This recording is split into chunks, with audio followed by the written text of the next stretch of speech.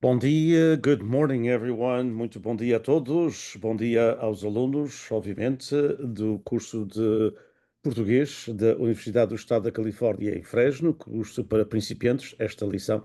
Hoje, com a presença de um convidado muito especial, vai ser, portanto, em inglês, e para aqueles que nos acompanham a nível de público, através dos vários canais, portanto, muito obrigado, para aqueles que nos acompanham também através dos canais internos da Universidade, ou seja, os nossos alunos e tal, possivelmente alguns membros também do corpo docente.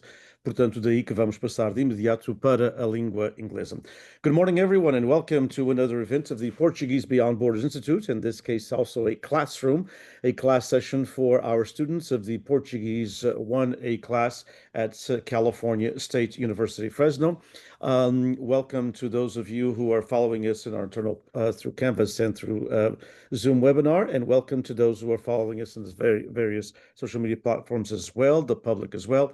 It is a great pleasure to have with us today Professor Carlos Amaral, who I've known for a long time, but not as well, very well, within the last 5 to 6 years, who's become one of my closest friends in the Azores and who I appreciate and trust. And he graciously agreed to be here today with an online presentation. Hopefully, we can turn this into a in-person presentation on this and other topics that he can surely cover with our students, whom we welcome first and foremost, and our community at large as well in an in-person activity. So, Professor Carlos Amaral, as I mentioned, is a professor at the University of the Azores.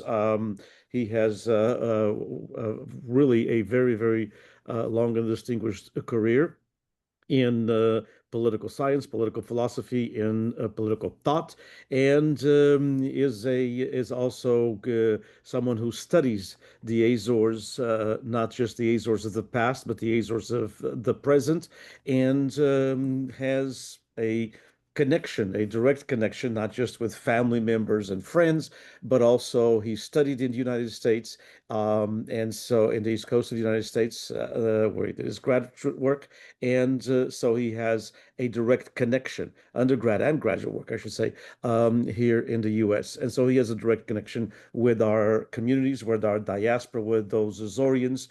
Many of them are students, some of them are of third and fourth generation, and those who are not, we have quite a few. The vast majority of our students are not of Portuguese background, but they're interested in the language and they're interested in the culture.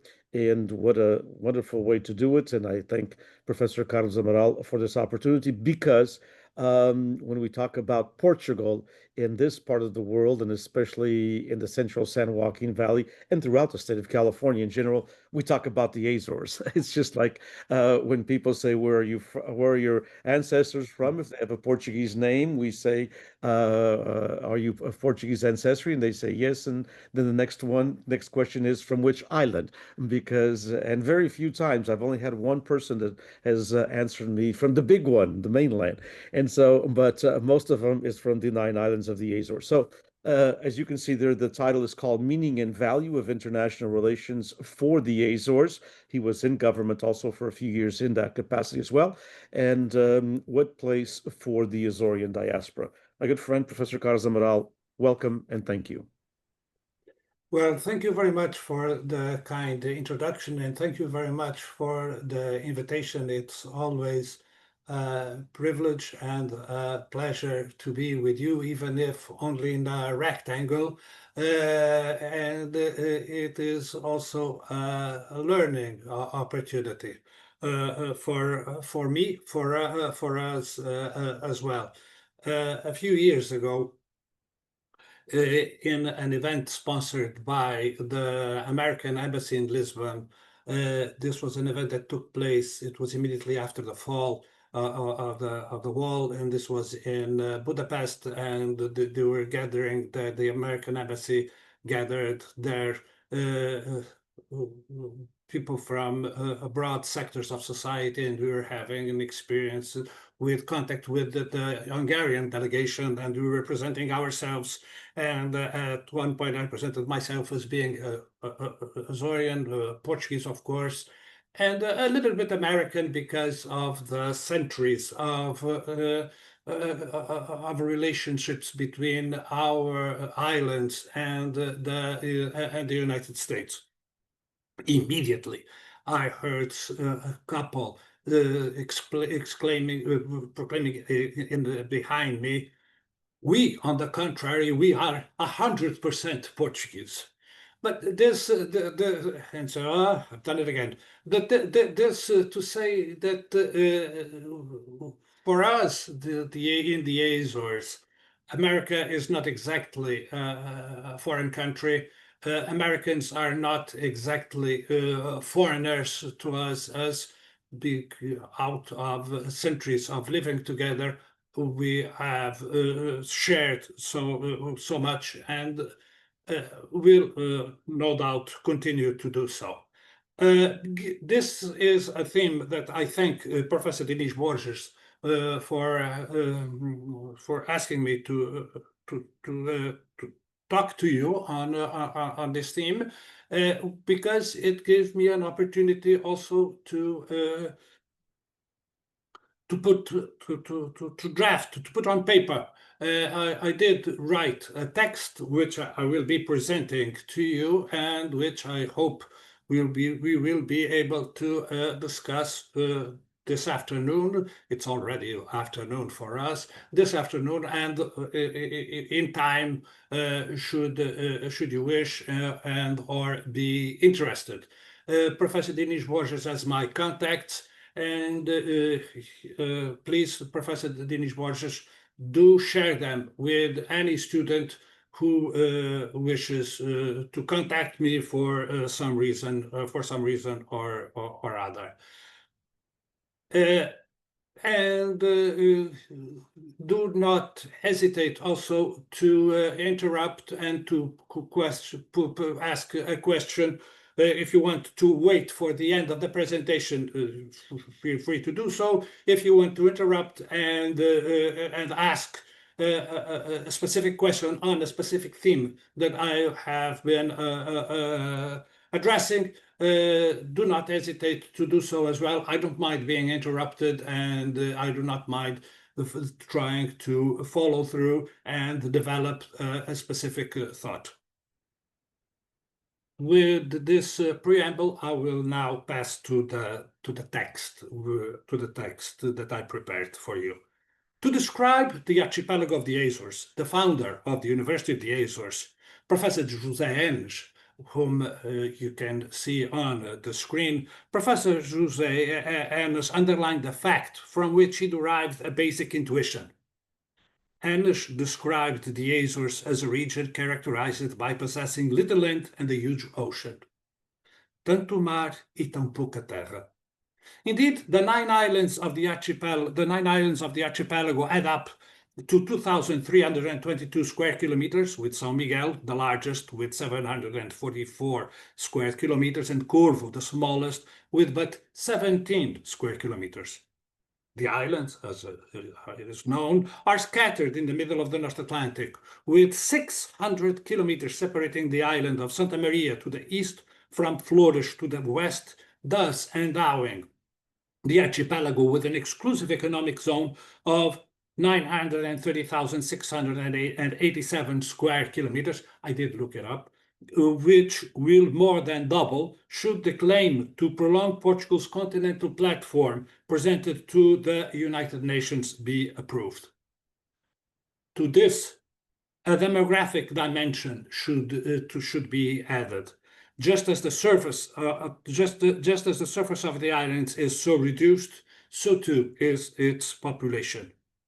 According to the 2021 census, 236,413 inhabitants, with São Miguel being the largest island, concentrating over half of that, 137,220, and Corvo, the smallest, only 384 inhabitants. And the forecast is rather bleak. According to the Portuguese National Institute for Statistics, by 2100, the Azorean population could fall as low as 75,347, Don't ask me how they reached this number, but this is the specter that is hovering over us. Tão pouco mar e tão pouca gente. So much sea and so much sea, so little land, and so few people, I would add. In face of this, Professor José M's intuition was that by a sort of original determination, the destinies of the Azores were intimately tied to the services that the islands could render to the international system at any given historical moment. To his mind, international relations is not a minor domain to be tolerated and to which the Azorian authorities may dedicate themselves to, should they desire for some reason or other. To the contrary, it is of paramount importance to the archipelago. This is a map of the island and of its geological location at the joining point of the three major continental plates, Eurasian, African, and American. It was because of international relations that the Azores emerged in world history half a millennia ago. The islands were already well known. By the end of the Middle Ages, they were some of them at least were duly chartered. Yet no country gave itself to the trouble of occupying them and settling them until the Portuguese had a use for them, as stepping stones for Atlantic and transatlantic maritime travel and laboratories for colonial occupation. I have prepared a few maps for you that show exactly how the Azores lie at the crossroads of transatlantic navigation and how it is not possible to enter Europe on, we used to say the torna viagem, the return trip to Europe. You have to travel west to go east. You have to travel west to the Azores to catch the winds and the currents that would allow travel to the east, to Europe. This all the way to the 19th century. And as a matter of fact, the progress and the quality of life of the Azores, as well as the reverse, of course, the failures and the miseries of island life, appear to be intimately tied to the value that the islands present to the international system in any given historical moment, as well as correlatively to the services that the islands are able to render to that system. Periods of greater Atlantic projection, as in the 16th and 17th century, when the islands were, in the words of the renowned economic historian Immanuel Wallerstein, the wheels around which international commerce turned, translating into wealth, and correlatively, periods of inward closing and dependence upon the islands themselves, as in the 19th and 20th centuries, led to exodus, decline, and the establishment of a subsistence, barter economy, and the development of a society fixed on its subsistence, gathering from the land as well as from the sea sufficient nourishment to feed its people and avoid the hungers that regularly flagellated its people. The clearest evidence of this lies precisely in the New World, to which generations of Azorians turned in search of a better life, when the major powers, no longer needing the services, simply abandoned the islands to their own resources, as for the most part did the Portuguese national government. This is some maps to highlight the points that I was mentioning to you, including the kind of agricultural activity and the farming that economic activity that we have known up to the second half of the 20th century. First, thus That's the appeal of immigration. First to Brazil, then the United States, Canada, making these countries home to far more Azorians than those who remain behind. The islands. It should be underlined. No, a strong autonomous movement that dates back to the 19th century. Curiously enough, and this is something that I owe to a dear colleague and friend, Professor Carlos Cordeiro, and his research now deceased. Curiously enough, the major reivindication of the autonomists of the 19th century, of the Azorian autonomists of the 19th century, was that the Portuguese government had abandoned them to their own fate. What the autonomists demanded was not less Portuguese interference upon island life, but that the national government remember the islands and take care of the quality of life of the islands.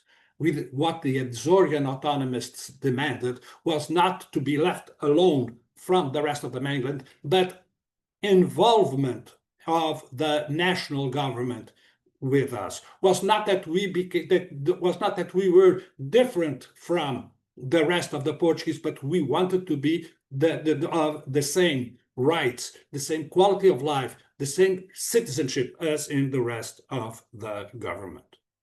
What of today? Autonomy represented a Copernican revolution for us. Thus, this theme of this slide, a Copernican revolution, in the sense that up until autonomy, the islands were tools, instruments for the gratification of the foreign policy goals of the national Portuguese government. On autonomy, with autonomy, the islands became, in Kantian terms, an end to themselves. Ends to themselves, the value the value in themselves instead of instruments to the service of the gratification of national policy. With political autonomy and European integration, the face of the islands has dramatically changed in the last half century. The subsistence barter economy that I knew in my childhood has effectively given way to a modern society claiming for itself and for its citizens no less than the broad standard of quality of life already attained in the European Union. I am old, as you can see, but not that old. And not that old to remember purchasing fish with corn in direct exchange because money did not circulate, and not at all to remember the feast that was the day when at the island arrived a crate or a barrel of goods sent from the communities that were absolutely precious, including such stuffs as used clothing, flour, sugar, canned foodstuffs, and that sort of thing. And yet, the historical determinants remain.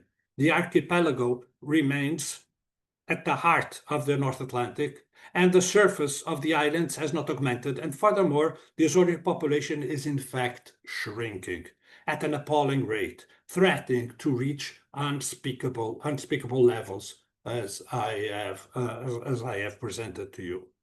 When Portugal was the dominant maritime power of the planet, and it was at one point, and when Portugal was a dominant maritime power, Angra do Heroísmo in the island of Terceira at one point was the third largest Portuguese city, immediately after Oporto, at a time when Lisbon ranked amongst the largest European capitals. When Portugal was the dominant maritime power of the planet, it settled the islands and used them for the fulfillment of its grand geostrategic design.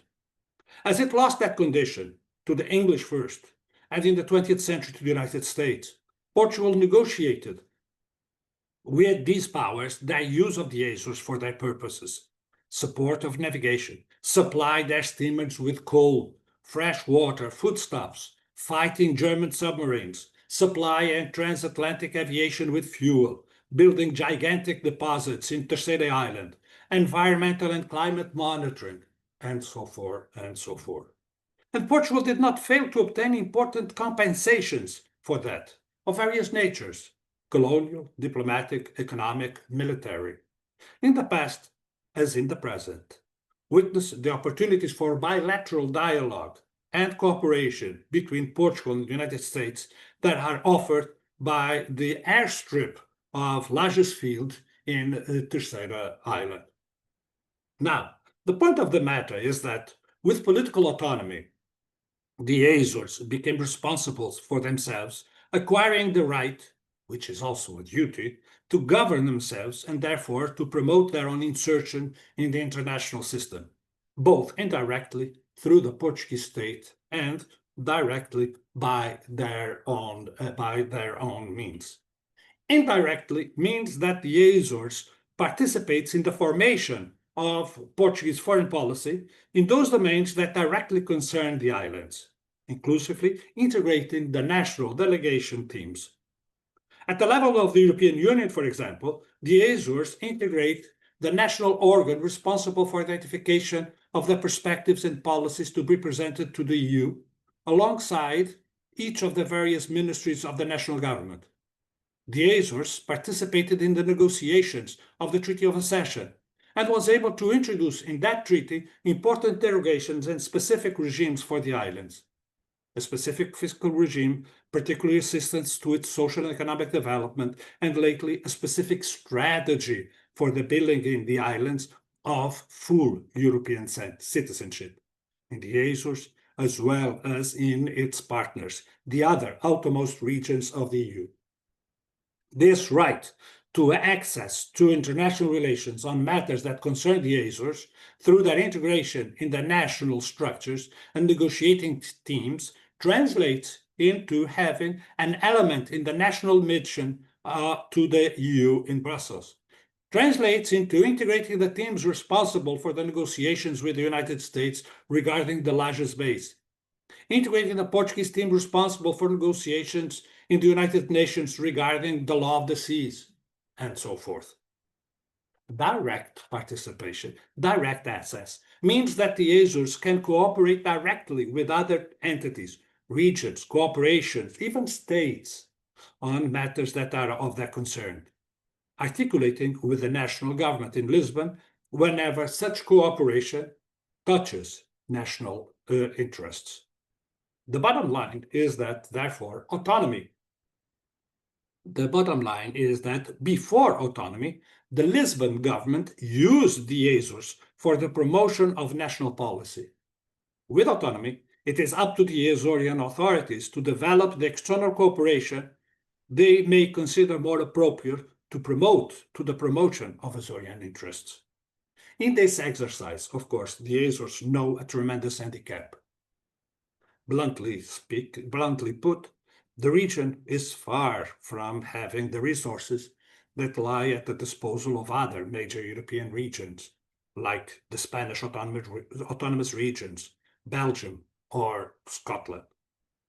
The point of the matter remains, nevertheless, that today, as always, the destiny of the Azores are intimately tied to the insertion of the region in the international system and to the services that may be rendered by the islands or from the islands to that system.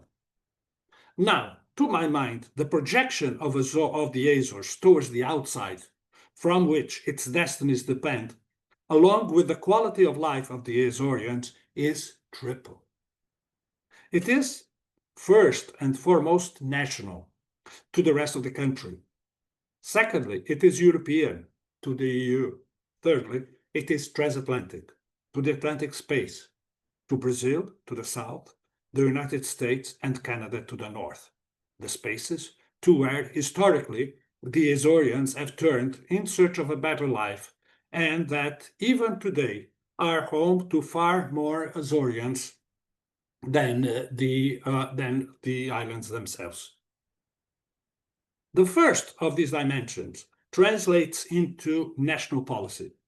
The second and third point to the two major axes that the Azorean foreign policy should follow: European affairs and the transatlantic relationship. At the first dimension, it is imperative that the Azores take full advantage of the opportunities that are offered to the region to participate in the formulation of national policy in those matters that are of concern to the region, both at the legislative and the executive levels. Full investment of the region in the national organisms it integrates becomes an obvious priority. At the second dimension, direct and the indirect participation of the region in the European affairs constitutes another obvious priority for the region. As it is at that level of the European Union that major policy affecting the region is drafted. Estimates pointing to over 85%, meaning that over 85% of the decisions, of the legislation, of the norms that govern the various sectors of life in the Azores are drafted not at the Regional Legislative Assembly in Horta, nor at the National Parliament in Lisbon, but in Brussels. Such participation constitutes precious opportunities for the presentation of Azorean specificities and for the reivindication of policies that correspond to regional needs. At an indirect level, full investment at the Interministerial Commission for European Affairs, gathering representatives from the various national governments, governmental departments, and the two autonomous regions of the Azores and Madeira, and meeting both at the technical and political levels, emerges as an obvious priority. And so is the participation of the region in the Portuguese permanent mission to the European Union. At a direct level, and these, by the way, are aspects that the plurality of other European regions do not have. At a direct level, the access of the region to the European Commission, particularly in the framework of its unit dedicated to the outermost regions, allows the Azores to bring its perspectives and proposals directly to that institution that is responsible for the preparation of major EU legislative proposals and functions as the government of the EU. The access to the European Parliament and to the work of the European Committee of the Regions is equally deserving of paramount attention and investment. Gathering representatives from the European regional and local authorities, the European Committee of the Regions plays a very important role in the drafting of EU legislation, constituting a privileged vehicle for the presentation and promotion of our regional perspectives and interests. And it actually promotes our participation inclusively in financial terms. The region has but to take advantage and profit from the opportunities that it presents. Finally, although perhaps not translating into tangible and immediate benefits to the region, two additional instruments deserve mention here. The first relates to the importance of the continued investment in the region's bureau in Brussels. Yes, we do have a bureau in Brussels near the European Union, understood as a true communication base between the Azores and the European decision makers. The second relates to the investment in the European organisms of interregional cooperation, particularly in the Islands Commission of the Conference of Peripheral and Maritime Regions of the EU that constitutes true lobbying instruments of regional causes near the European decision makers. At the third dimension emerges investment in the transatlantic relationship. Curiously enough, this is a map of the outermost regions of the European Union. These are regions that are, as you can see, scattered across the globe, and that, despite of their geographic location, are integral parts of the European Union, where European law applies fully and European citizenship applies fully, meaning inclusively the right of the basic rights, including the right to enter, the right to leave, the right to establish an activity, and so forth. At the limit, meaning that for me in the Azores to travel to Reunion in the Pacific is basically the same as traveling from São Miguel to Terceira or to Faial. Traveling, establishing myself, and having the full panoply of European rights. Curiously enough, getting back to my text, the European Union motivates and reserves dedicated funding for the promotion of a better and fuller insertion of its regions in their respective geographic spaces. It promotes the cooperation of its regions with their neighbors, and in the case of the outermost regions, which being scattered in the North Atlantic, the Caribbean, and the Indian Ocean, with the states surrounding them, around them. For that effect, the outermost regions are organized in three clusters, should perhaps go back, are organized in the three clusters that you can see: North Atlantic, Caribbean, Indian. In the Indian Ocean. In the Indian Ocean, the French islands of Reunion and Mayotte. In the Caribbean, the French islands of Martinique, Saint-Martin, Guadeloupe, as well as the enclave of French Guiana. In the North Atlantic, the Portuguese archipelagos of the Azores and Madeira, and the Spanish archipelago of the Canary Islands. And the EU has adopted a specific program for fostering the cooperation of these regions with their neighbors. South and East African countries, India, and inclusively Australia, in the case of the first group, Mayotte and Reunion, the Caribbean countries and Brazil, in the case of the second, and selected African states in the case of the third, on the Azores, Madeira, and the Canary Islands. Under the leadership of the Canary Islands, which holds clear interests in cooperation with Africa, and which is simply 10 times larger than the Azores, the cooperation schemes devised for the group of regions that the Azores integrates are focused on West African states, the ones the blue circle that you can see in the map. The gray circle, the Azores to the north, Madeira in the center, and Canary Islands closer to the African continent. In the blue circle, the African states that are partners to the outermost regions.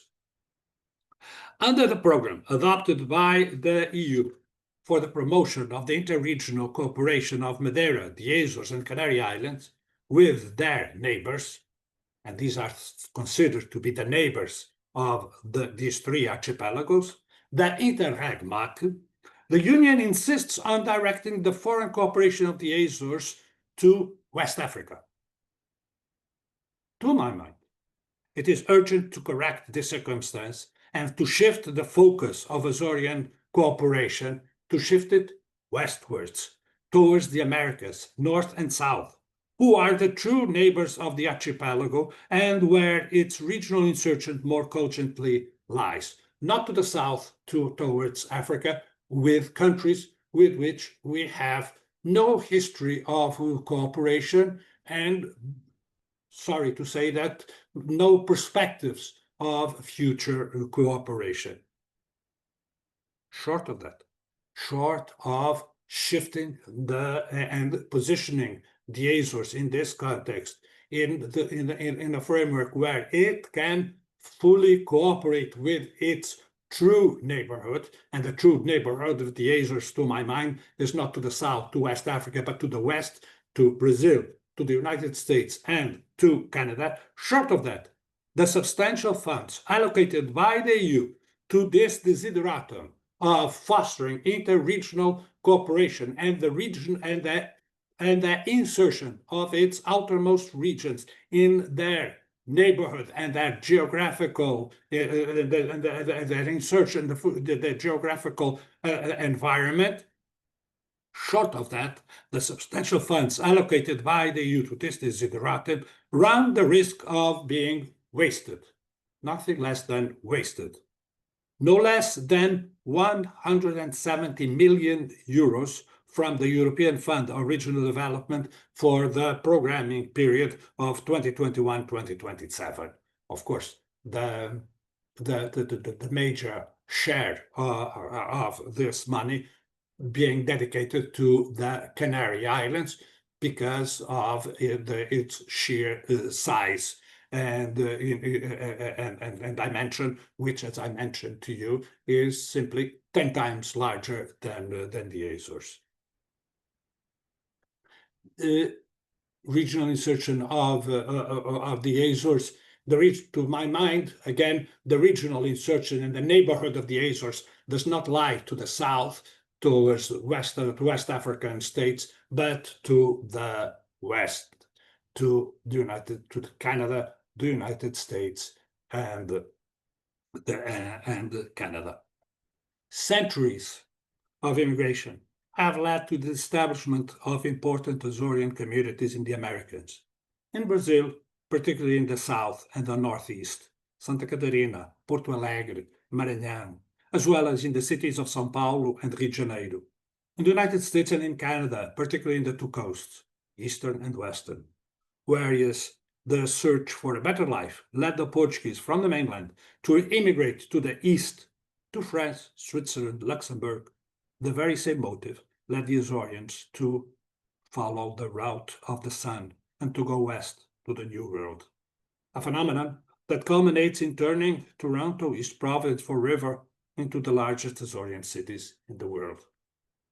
Historically, Portugal has indeed been able to profit from the existence of these communities to serve its foreign policy interests. In the recuperation of East Timor in the aftermath of World War II, in obtaining American support to its colonial policies in Africa, in rearming and modernizing its armed forces. Now, with autonomy, the Azores have sought to adopt a specific policy to these communities with two basic objectives. Firstly, to strengthen their Azorean identity and their ties to the archipelago. Secondly, to promote their commitment to the region and to count on their support in the promotion of Azorean interests in their new countries. Just as the Portuguese government was able to use the communities to influence the Kennedy administration, halting its condemnation of Portugal's colonialism in the UN, and just as in the hot summer of '74, the communities were able to take the cause of Azorean independence and Azorean autonomy to the White House itself, so too, I would like to run my argument. The communities can be precious allies for the promotion of Azorean causes, as was attempted in the early stages of the COVID pandemic regarding the procurement of American vaccines. Traditionally, major investment has been on the first of these two tiers, witness the commitment to the Azorean traditions and cultural and religious festivities, the Mercado da Saudade, as well as the attempts to involve the community in Azorean life. Even if, in various degrees, what is at stake is not so much life in the Azores of today, but the Azorean life that the immigrants knew when they left the islands in the 50s and 60s, or their parents and grandparents knew in the 20s or at the turn of the century. And yet, the face of the islands has changed dramatically, beyond recognition from what it was when these immigrants left for the New World. In this context, important as it undoubtedly is to continue to invest in its traditional policy to the communities in the New World, Azorean policy needs to be complemented urgently by a new one. Furthermore, immigration from the Azores to the Americas has pretty much come to a halt. The Azorians continue to immigrate, no doubt, but it is a new and different immigration. It is the young who immigrate now, and to the east, to the Portuguese mainland, and to the European Union. This means that without renovation, the communities in the Americas will run the risk of ossification and ultimately to disappear altogether if should nothing be done. The 19th and early 20th century Azorean traditions, festivities, and cultural celebrations speak little to the young generations. Naturally enough, to those making up the communities in the Americas, as well as to those in the Azorean Islands themselves. A new dimension needs to be added to the Azorean policy to the communities. One centered on two pillars. Firstly, that the Azores today are structurally different from what they were when the successive waves of immigration went to America. Secondly, that the communities today are equally different. With political autonomy, with political autonomy, and European integration, society has changed almost beyond recognition. So much so that it is now bent on assuring to the Azorians nothing less than the full rights of European citizenship and the levels of well-being and quality of life available throughout the European Union. And it is precisely to that effect that the Azores, as well as the remaining outermost regions of the EU, count on the specific and special support of the European governmental institutions. Precious as it then was, the assistance that the Azorians in the United States rendered to the Azores in the islands in the 50s, 60s, and 70s in terms of money and goods, including foodstuffs, has little meaning today. Conversely, the communities have changed as well, and you certainly do not need me to dwell on this theme. Our relationship, therefore, needs to be refocused, which brings me to the second point I would like to underline. Just as the new generations are no less of Azorian descent for not speaking Portuguese, but English, so too they are no less Azorians by the fact that their parents and grandparents' traditions speak little to them. After all, this very phenomenon is taking place in the islands themselves. Furthermore, in the terms of this new relationship, I propose that we depart from the principle that we have become the recognition that we have become different peoples, different nations, which remain nevertheless bound together by strong and fast ties. Those remaining in the islands are Portuguese and European citizens. In the Americas, the communities are made up of Brazilians, Americans, and Canadians.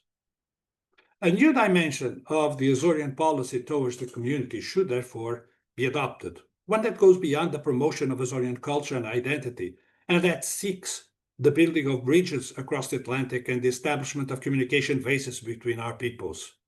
The promotion of the relations between us cannot be grounded on the past, on traditions that, curiously enough, are far more alive there in the communities in the New World than in the islands themselves, but on the advantages, the added value that cooperation may bring to both parties. Peoples relate with each other for the gratification of their interests. In the 1980s, Azorian autonomy was met with a variety of fears and in certain mainland circles, particularly regarding the commitment of the autonomists to the Portuguese nationality. One that predominated was the fear that autonomy could lead to succession.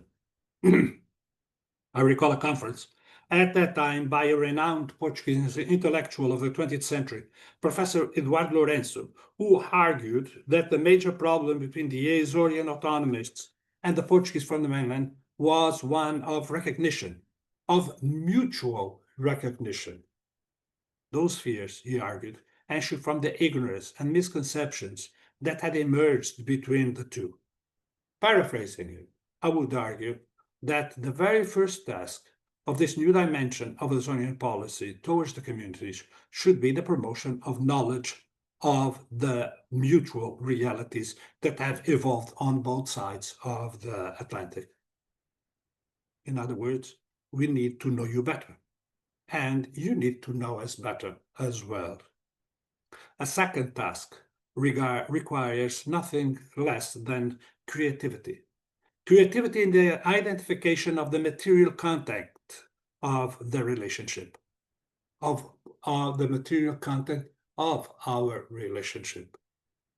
The promotion of relationships that may be of interest and of value to both sides, undertaking on our side the streamlining and debureaucratization of procedures that so often hurt and block cooperation. There are so many common interests to be served at a plurality of levels. After all, the islands are and will remain in the heart of the North Atlantic, between Europe and the Americas, constituting living laboratories in a plurality of fields: tourism, oceanography, environmental monitoring, energy transition, volcanology, the new green and blue economies, not to mention the geopolitical dimension and the overall transatlantic relationship. It was no less than President Roosevelt himself who, looking at the map, underlined that the Azores are at least as important to American security to the west, to the east, sorry, that the Azores are at least as important to American security to the east as Hawaii is to the west. The Azores. So much sea, so little land, and so few people, and so much airspace. A theme that is close to American hearts is that of the frontier. Now, at the dawn of modernity, the traditional territorial frontiers have been complemented by a new maritime dimension. Gathering the knowledge and accumulating the technologies of the seas and of sea travel allowed the Portuguese to take the lead of the age of exploration and emerge as a major maritime power, prolonging its territory no less than to the four corners of the world. In the 21st century, space, in the prophetic words of Captain James T. Kirk of the USS Enterprise, became the final frontier. And the Azores host unique privileged conditions for its exploration. And to profit from it, the first steps are already being undertaken with the proposed creation of an Atlantic space hub on the Azorean island of Santa Maria. A good starting point for the renewal and refoundation of the Azorean relationship with its American communities could simply be the promotion of opportunities for joint reflection on the services that in the 21st century can be rendered to the Atlantic community from the islands of the Azores. In this exercise, you could very well stand out amongst our best supporters and allies. I thank you for your attention and look forward to our joint reflection. Thank you, Professor Carlos Amaral. Thank you so much. What an enlightening and great presentation and overall theme of the talk. I do have some questions. So one sent by a student and three sent by folks watching us in our outside channels. And one of them, so I'm going to just get to them so we can use time as wisely the last 15 minutes or so that we have. So the first question is, and you explained a little bit of this, but you might want to add if you can. The question was, without autonomy, would the Azores have had all of the development that you have seen, as you mentioned, in the last 40 to 50 years? And how much of this progress has been done um, due to Portugal's participation in the European Union? Thank you. Thank you very much. This is a fundamental question of fundamental importance, and to which I will try to address telegraphically. During the first enlargement, on occasion of the first enlargement of the European Union, some Danish and British, the first enlargement to the UK, Denmark, Ireland, some autonomous regions chose to remain outside of the EU, did not join. During the accession of Portugal and Spain to the EU, it was the Commission, the European Commission itself, that reminded Portugal that the Azores the Azores and Madeira were autonomous regions, and that therefore it was necessary to bring them into the negotiation table and to have them at the table and to obtain their consensus on integration. We were able to negotiate a series of derogations to the treaty, of special brackets and of special regimes for the island. And we were able to negotiate a very important declaration that was attached to the Treaty of Accession.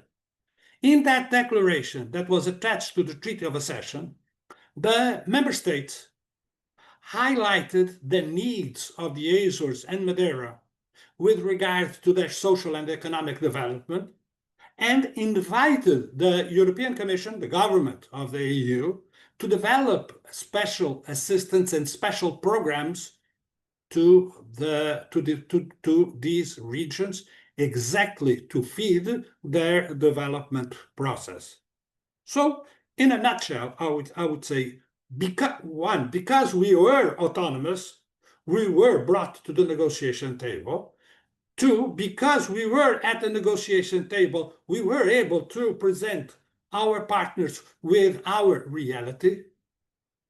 And having chosen full integration, full accession to the European Union, we were able to negotiate special assistance, special funds, special policies with which we have been able to feed the developmental process.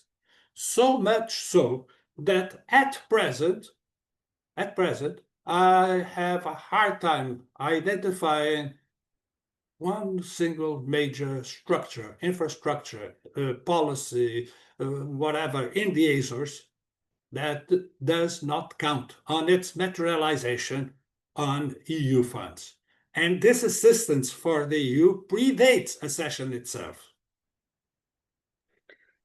So this second question also came from someone in our audience outside of our students, and it kind of goes in the same line, which is as the Azores, from your presentation, as the Azores became looking more towards Europe than perhaps it had in the past, has it changed its relationship with the United States?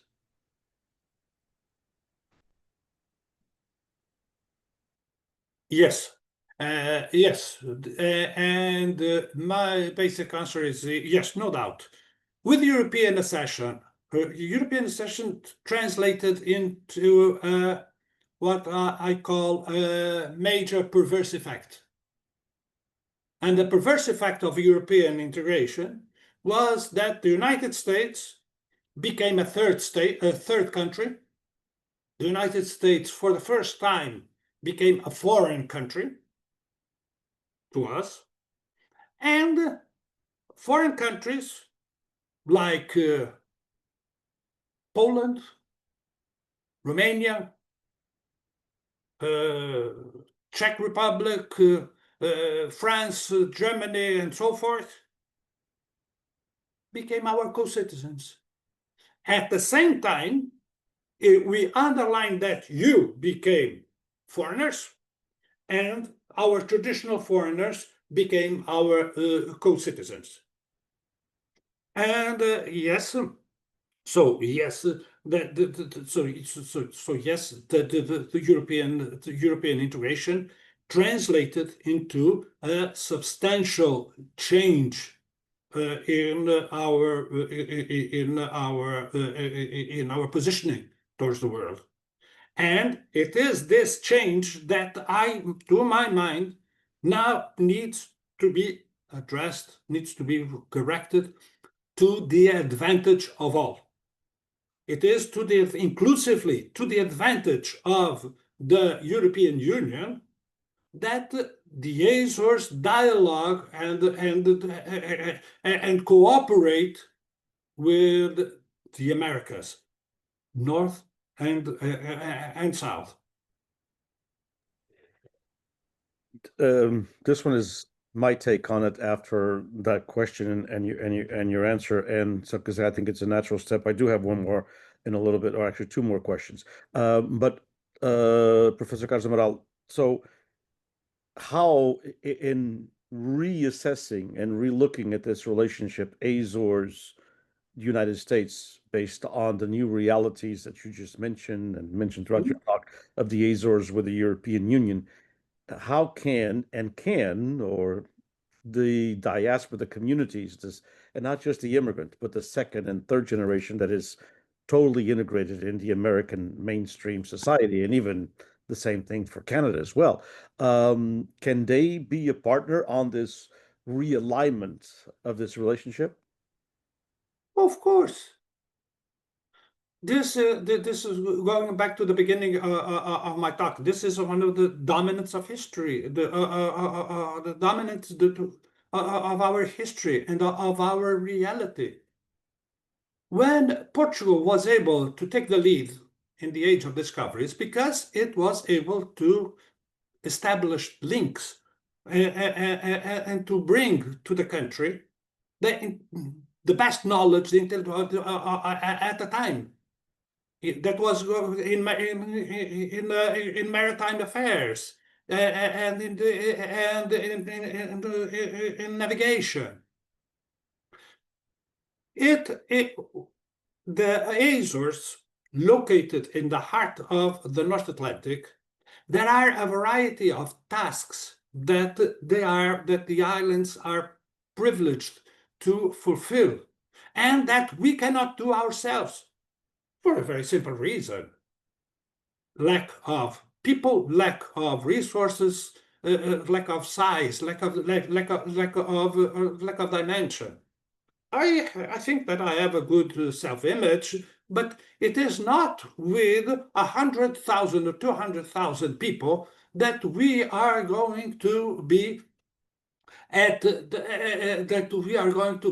frontier of knowledge and to render. We're going to be able to render to the transatlantic relations, to the international system, the services that it requires and that can best be assured from these islands. That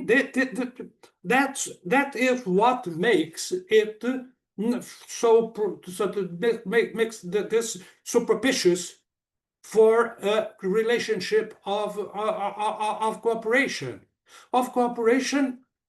with benefits that is mutually beneficial for all parties. A good business is not a business where I win and you lose. A good business is a transaction where we all gain. And the bottom line is that we lack the Azores.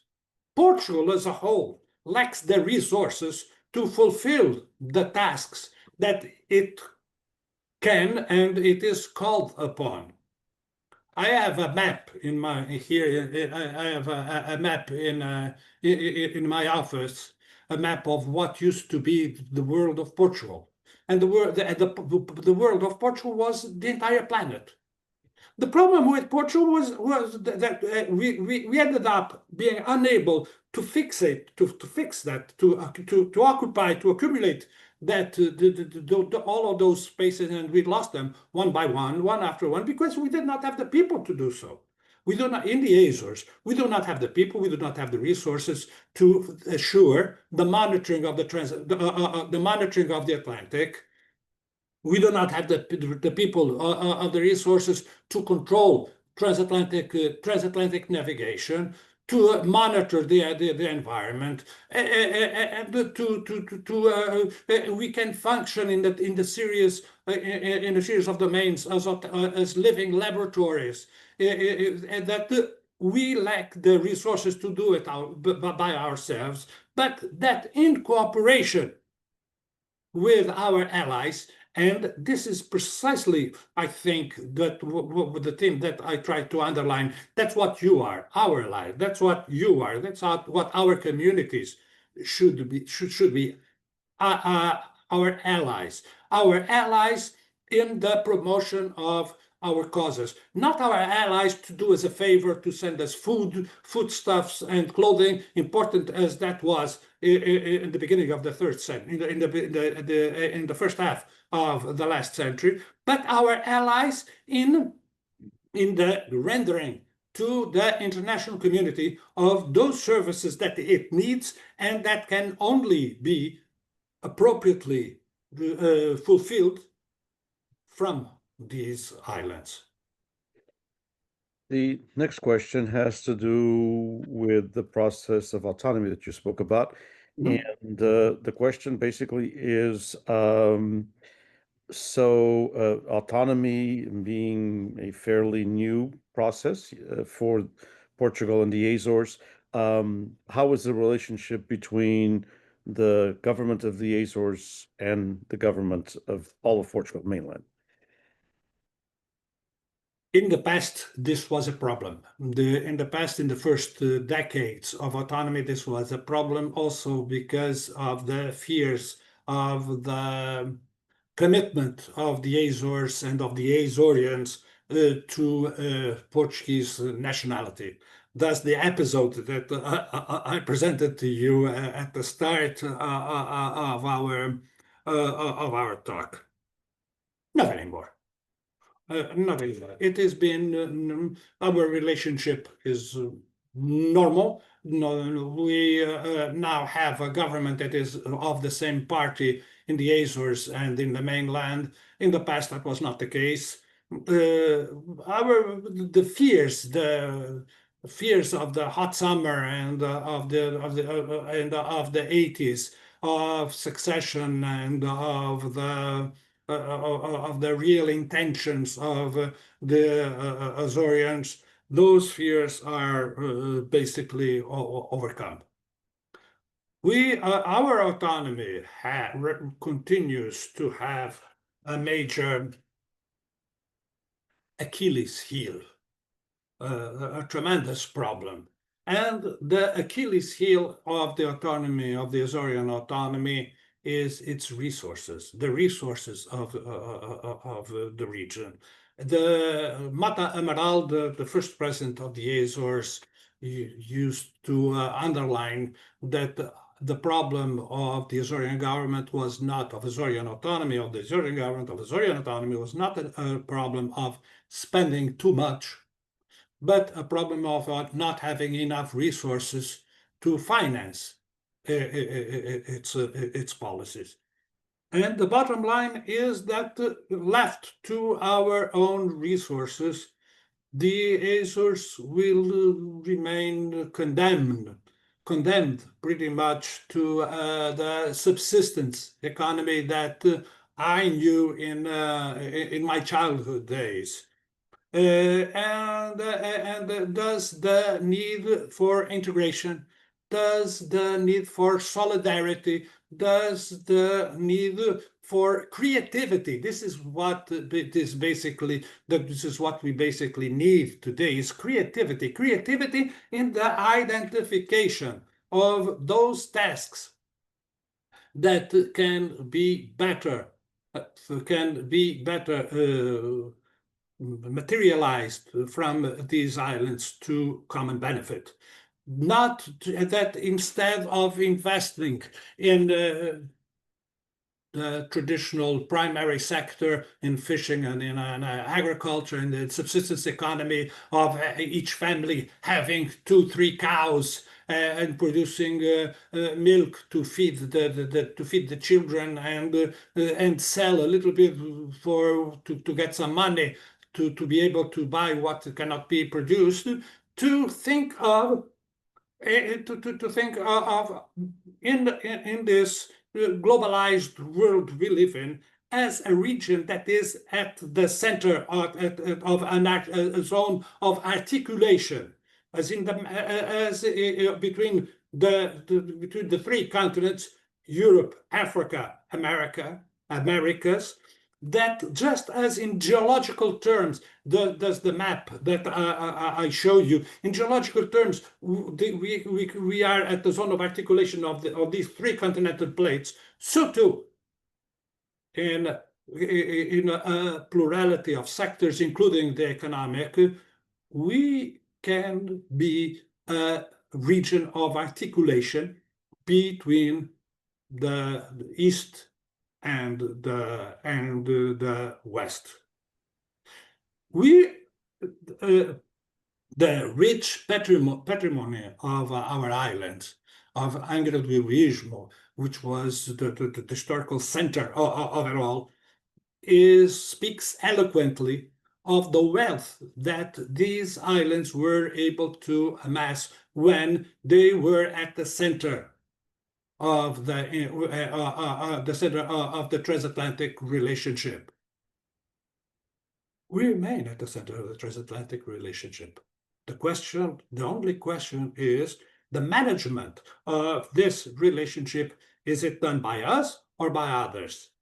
And the profits from this transatlantic relationship, do they go entirely to our left and to our right, or is some of it drips through and is fixated in the islands themselves? And you in the communities, in our communities, you are, to my mind, you are our best partners in this desiderata, precisely because of what we share, and precisely we share in a backward-looking perspective, looking at our where you came from, where we are a joint stock and the culture and so forth, and also in a forward-looking in the opportunities for the gratification of interest. This is why people relate, because of interest, because of the added value that they can gather from this relationship. And that is why, to my mind, to deal with a Romanian or with a Bulgarian or with a Pole or with a Czech, or to deal or with an American, particularly if of an Azorian ancestry with whom we can connect immediately or at once, makes all of the difference. And we don't want to take too much of your time. We'd asked you for an hour and we've gone over, but there is one last question. And the question basically is about, the question is, and I'll try to read it as best I can here, where it says, so you mentioned the problem with the population and how the Azores, are losing and might lose population if nothing happens. You mentioned between 240 to maybe 75, 80,000, a little bit more. I read somewhere that the Azores has now lots of folks coming from different parts of the world. I think I saw something that said almost 90 different nationalities that now live in the Azores. Um, how do you see the Azorians as welcomers of all these people? Because I have seen in newspapers the issues in mainland Portugal regarding immigration. What are your thoughts on that? Well, let me try to address this. First, one thing is what you see on TV or in the press. Another thing is the reality on the ground. The reality on the ground is that we have a tremendous demographic problem. The reality on the ground is that we are a people of immigrants. The reality on the ground is that we are all the result of a mixture peoples, given centuries of invasions, wars, and cooperation with the outside. In the islands, uh, and we note we are witnessing a series of other problems, like the problem of housing, because of the open doors and the access to the markets, to our markets, of people from just about everywhere, and the boom of tourism. In our islands, we are witnessing an influx, a very strong influx of peoples from just about everywhere. And in many cases, it is Lisbon that is the receiving door. And then once they arrive in the country from Lisbon, they travel throughout the country, inclusive to the Azores. And in this context, I'm thinking pretty much basically is of the Asian communities and of the African communities. We do have a demographic problem, and we do have a tremendous problem with desertification. Not desertification; they're not becoming deserts, but they are depopulation of islands, in which some of our islands are losing population at the rate that they risk not remaining viable human environments. Uh, of course, there is everybody knows about the Corfu with 400 inhabitants, but islands with under 4,000 people, islands, various islands with under 4,000 peoples, various islands where there are no jobs for the young. This is a tremendous problem for us. And we do have a dramatic problem that we encounter, is that we in the Azores, we are at the same time and without contradiction a region that lacks workers and that knows a terrible unemployment. We lack workers. We lack workers at the basic levels. That is where the immigrants come. Masons, carpenters, to serve at tables in coffee shops, in restaurants, at hotels, and that sort of thing. Educated employment is a tremendous problem. And this educated employment for engineers, doctors, medicine, engineers, architects, youngsters that have college degrees in the humanities, in the social sciences, and so forth, to get jobs, they are often forced to immigrate to the mainland and from the mainland to the rest of the European Union. So we have also that because we have one major economic sector.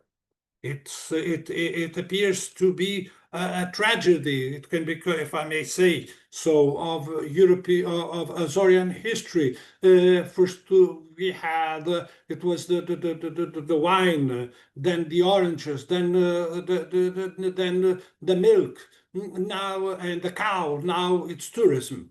And the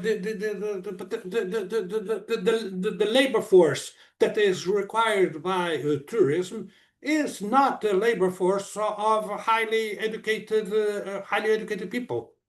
That's why, again, going back to my earlier point, we need to develop a strategy of development that bets on the services that are required, that we can render to the international system, that privilegedly in comparison with other peoples, and that can fix our young, our educated young, instead of forcing them to travel east to the mainland and to the European Union. Because this is a problem that is very real. What is a young girl or a young man going to do in an island with 4,000 inhabitants?